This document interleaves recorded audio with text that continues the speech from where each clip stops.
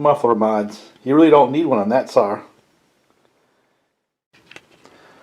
You know, and I've done a bunch of them over the years.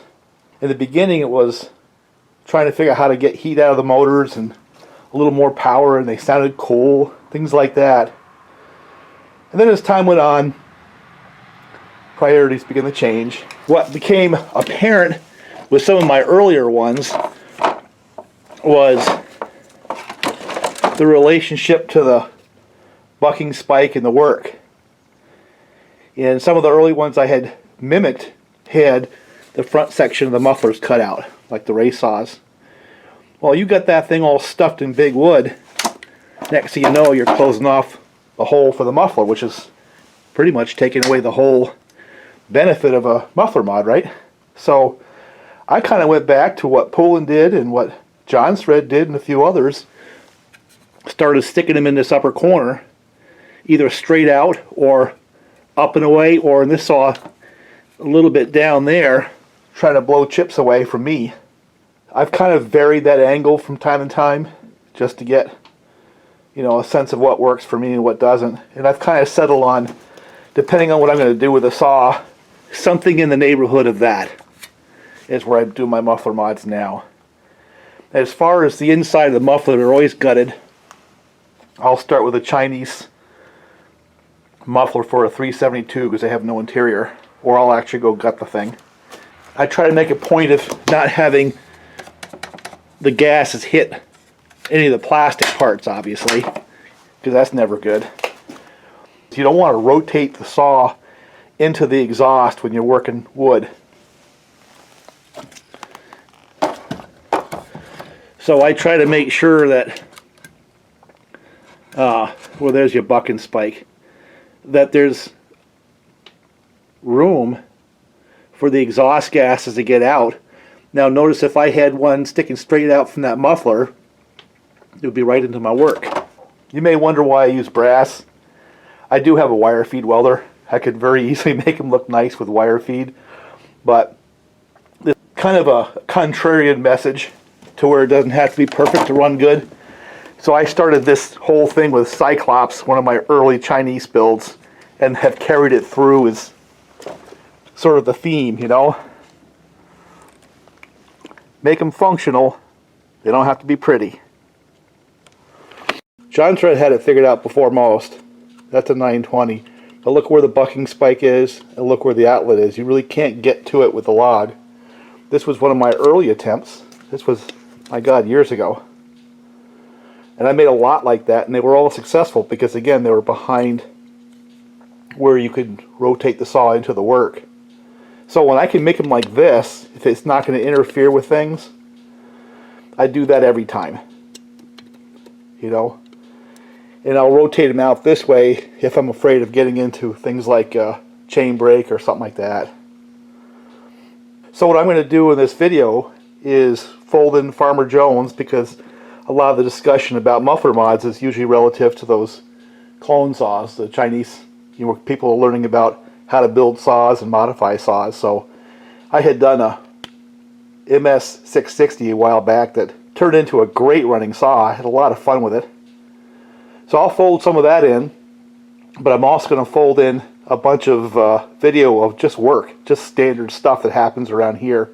And I want you to pay attention to where the muffler is relative to the work as we do these jobs.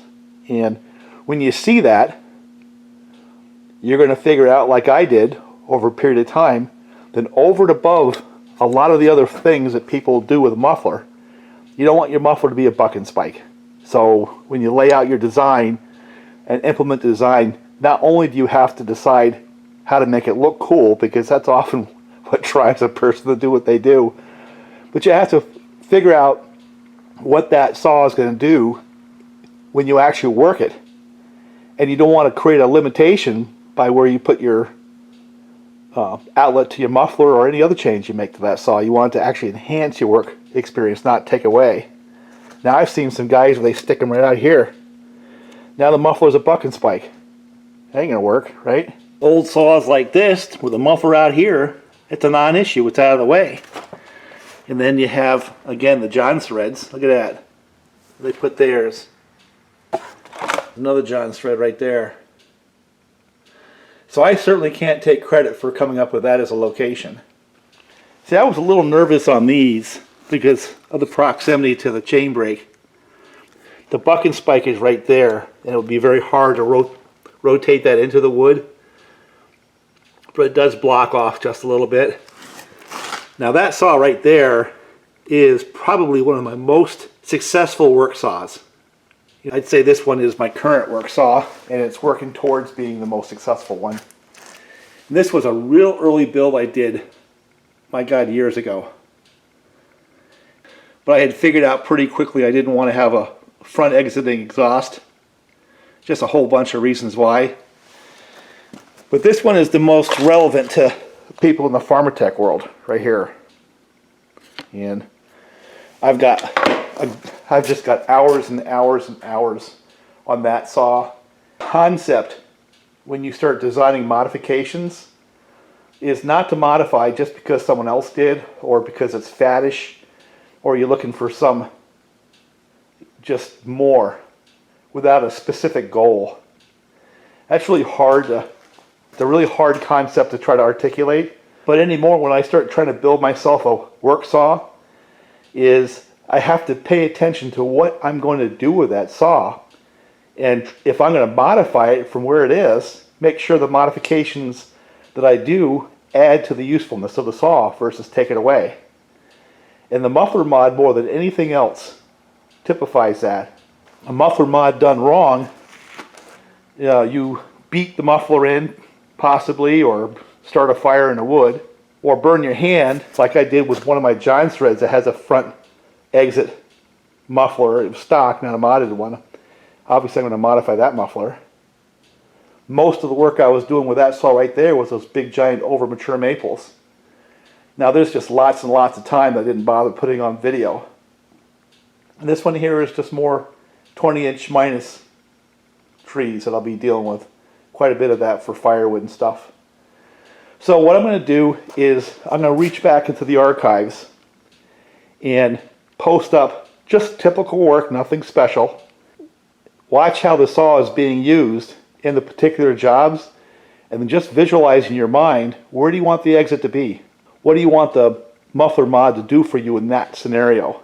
And I kind of like to change the whole narrative around from just more power, more noise, more this, that, everything else, is trying to build a concept of live with the saw, figure out what it would take to make living with a saw easier, and then when you start making your modifications, keep that as your primary goal, making that saw easier for you to do work with versus one that's just louder and noisier, vibrates more, and hard to start. Farmer Jones saw and the bling saw that I'm using right now is, for what they are, for what they weigh, and for what they cost, man, you can get a lot of work done. And I've come up with a build now that's proven reliable. Now this one right here, I'm moving to these because they just simply vibrate less. That 48 millimeter build is not because I want to have a smaller saw. Well, maybe it is, but I'm looking for a saw that's fun, a little goofy, in the same spirit that this one was. This was my little Franken saw. Very useful saw. Well, this is in the same spirit as that, where it's a little goofy, a little fun. That's part of the living with a saw thing. But I've been able to make it match, if not exceed, the power of a 70cc 372 variant with less vibration and less weight and less fuel usage. And since the class work that I'm doing right now fits that, it's going to get more work than some of my other saws. So anyway, something to think about. Take a listen to and take a watch at the stuff I post afterwards and start thinking about how that muffler would work in those scenarios. That's the name of this game right here.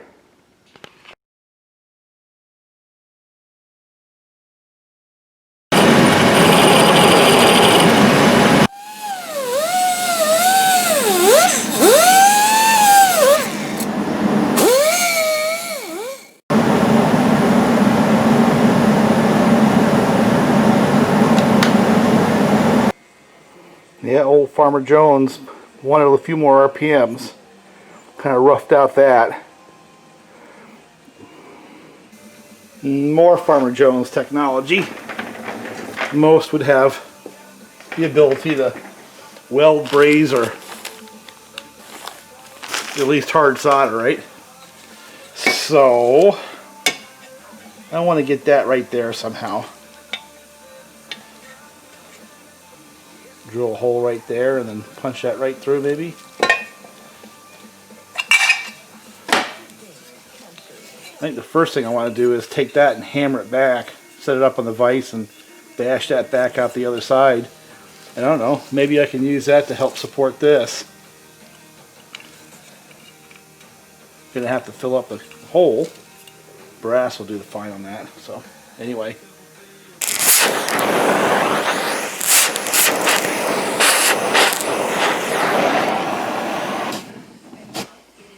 Made quick work of that, huh?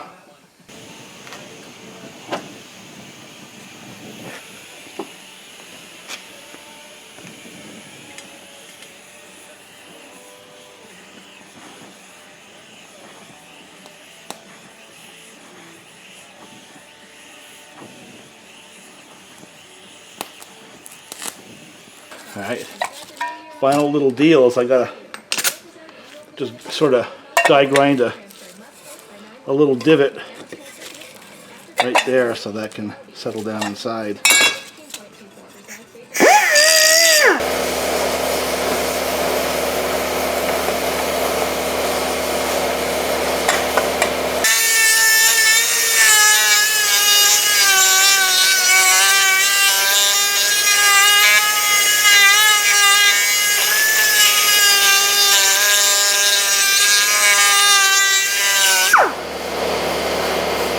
So there you go, there's a Farmer Jones muffler. It's together pretty good. Don't think it's going anywhere. I kind of like to, when I can, when I have the time. Bling saw I didn't care, but this saw I want to start giving it a few little edges. So, yeah, I'll leave it at that. Farmer Jones muffler mod right there.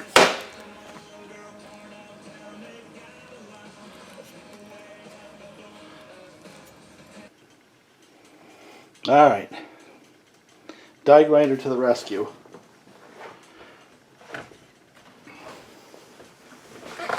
What I did in this muffler is I raised the top about 30 thousandths and raised the bottom the same. And I had to raise these holes just a little bit because it wouldn't fit on there. Then I did some ugly torch work in there. I kind of let these flare out a little bit and left that across the top. Is that going to matter? I don't know. Farmer Jones saw. I think the point of this saw too that I'm building is these things are a ton of fun. It's one of those deals where pretty much anybody can build one of these things if they've got some skills. But you know what my concern is on all this? It's really not building the saws because, like I said, that's not really rocket science. But my concern is safety. These things are big, powerful saws. And what I get nervous about is people who might get into something like this and they see a cheap saw, and I've mentioned this before, as a concept, and that same cheap mentality goes into not getting the proper headgear, chaps, you know, that kind of stuff, the PPEs. Even the most basic 54mm version of the saw is a very, very powerful saw. There's Farmer Jones MS660. And the squish on this puppy is just a little less than 20 thousandths. I did not check the timing. I pretty much did things by eye. I left the port timing stock.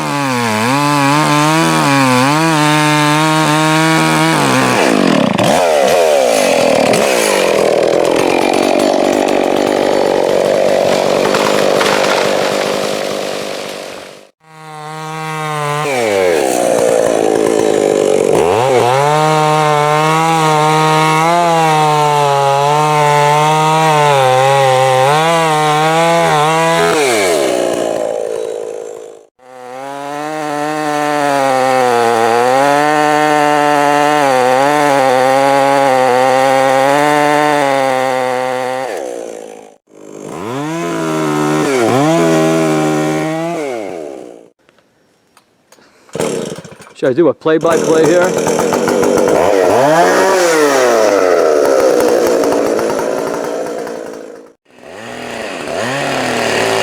There it goes. It's going now. Turn up the saw.